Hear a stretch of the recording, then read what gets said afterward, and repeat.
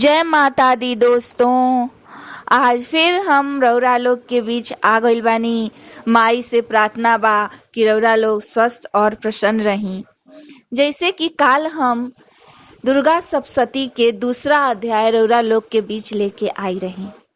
आज हम रउरा लोग के बीच 44 श्लोक से बनल तीसरा अध्याय लेके आइल बानी। अगर अच्छा लगी तो लाइक, सब्सक्राइब और कमेंट करब ताकि हमार उत्साह और बढ़े और हम एक नया जोश के साथ रउरा लोग के बीच आई। तो चली शुरू करतनी। पहले हम माई के ध्यान करब, माई के प्रार्थना करब, तब तीसरा अध्याय रउरा लोग के बीच रखब।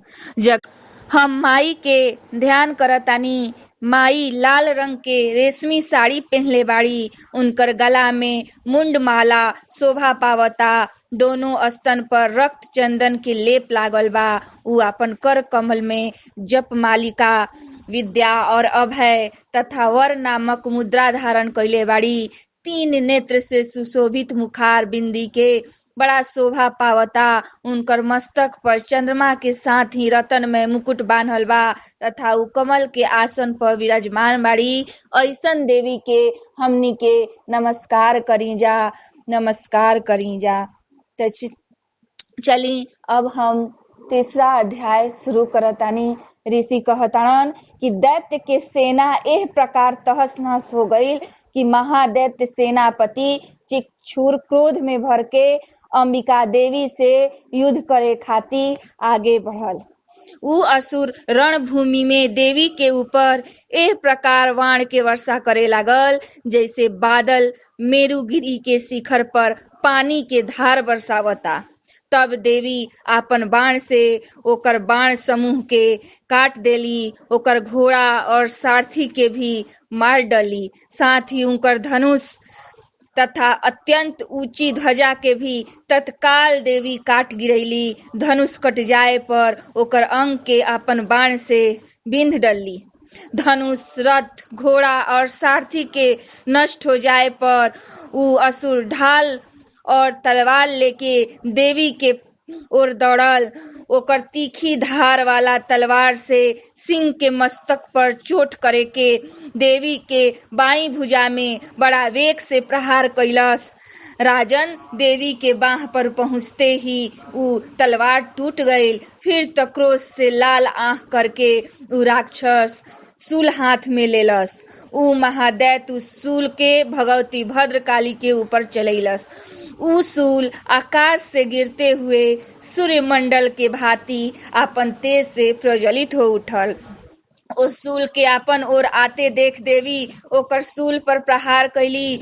उ राक्षस के शूल के सैकड़ों टुकड़ा टुकड़ा हो गईल। साथ ही महादैत्य चिक्षुर के भी धज्जी उड़ गईल और उ अपन प्राण से हाथ धो बैठल। महिषासुर के सेनापति उ महापराक्रमी चिक्षुर के मर जाए पर देवता के पीड़ा देवे वाला चामर हाथी भी चढ़ के आई।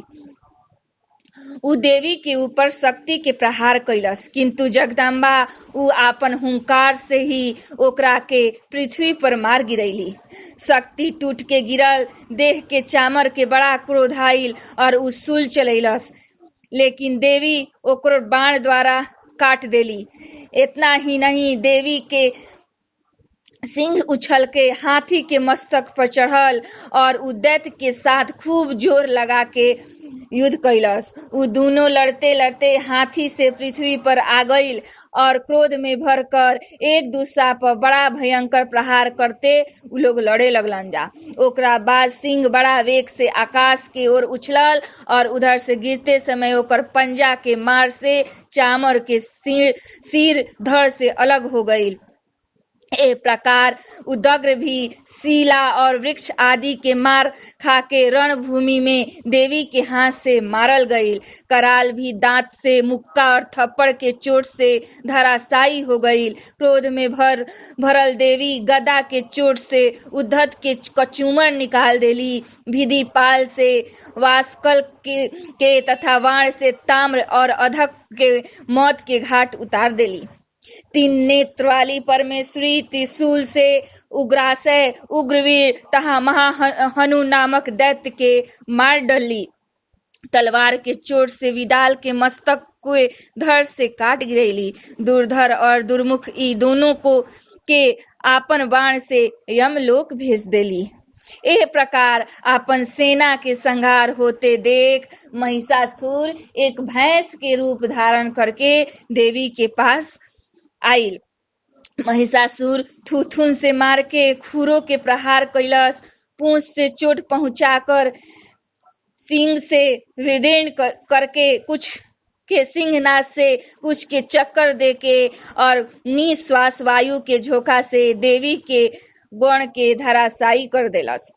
ए प्रकार गण के सेना के गिर के वो असुर महादेवी के सिंह के मारे खातिर झपटल। ई जगदम्बा देख के जगदम्बा के बड़ा ही क्रोध आइल। उधर महापराक्रमी महिषासुर भी क्रोध में भर के धरती के खुरों से खोदे लागल। आपन सिंह से ऊंचा ऊंचा पर्वत के उठा के फेंके लागल और गरजे लागल। ओकर वेग से चक्कर देवे के कारण पृथ्वी क्षुब्ध होके फाटे लगली। ओकर पूंछ से टकरा के समुद्र सब धरती में डूबे लागल।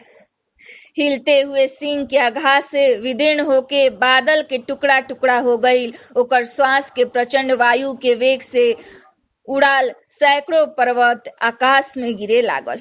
एह प्रकार क्रोध में भरल उ महादैत्य के अपना ओर आते देख के चंडिका ओकरा के वध करे खातिर महान क्रोध भैली। ओकरा पर पासा फेंक के उ महान असुर के बांध लेली।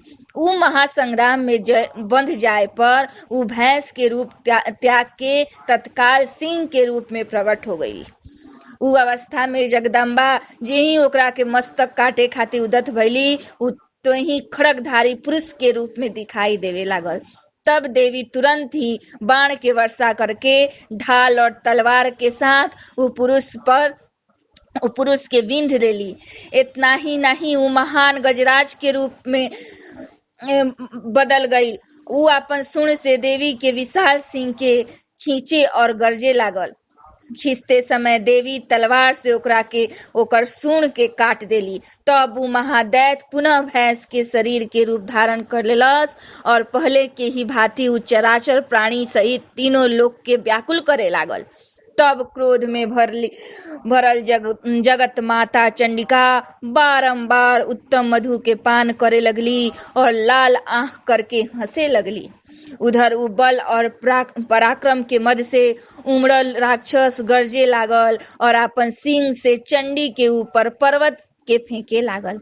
ओ समय देवी अपन बाण के समूह से ओकर फेंकल पर्वत के चकनाचूर कर देली और बोली कि जब बोलते समय माई के मुख मधु के मद से लाल होत रहे और बाणी लड़खड़ात रहे। देवी कहली, अरे मूर्ख, हम जब तक मध पियतानी तब तक तू क्षण भर खाती खूब गरज ले। हमार हाथ से जब तोर मृत्यु हुई तब शीघ्र ही सब देवता लोग गरजियन जा। ऋषि कहलन। इतना कह के देवी उछलली और उ महादैत्य के ऊपर चढ़ गईली। फिर आपन पैर से ओकरा के दबा के ओकरा पर शूल से ओकर कंठ पर आघात कैली। उनकर पैर से दबला के बाद भी महिषासुर अपन मुख से दूसरा रूप में बाहर होखे के कोशिश कैलस। अभी आधा शरीर ही उ बाहर निकल पाई रहे कि देवी अपन प्रभाव से ओकरा के रोक लेली। आधा निकलल होखे पर भी उ महादैत्य देवी से युद्ध करे लागल। तब देवी अपन बड़का तलवार से ओकर मस्तक काट गिरैली। फिर त हाहाकार करते हुए सब दैत्य की सेना भाग गई तथा देवता लोग प्रसन्न हो गईलन जा। देवता के दिव्य महर्षि के साथ दुर्गा देवी के स्तुति करे लगलन और गंधर्व राज गाना गावे लगलन तथा अप्सरा नृत्य करे लगली। तो दोस्तों, आज तीसरा अध्याय हम एजे खत्म करतानी। फिर चौथा अध्याय कल हम लेके आए। उसमें देखल जाए कि कैसे देवता लोग देवी के आराधना करताड़न। जय माता दी।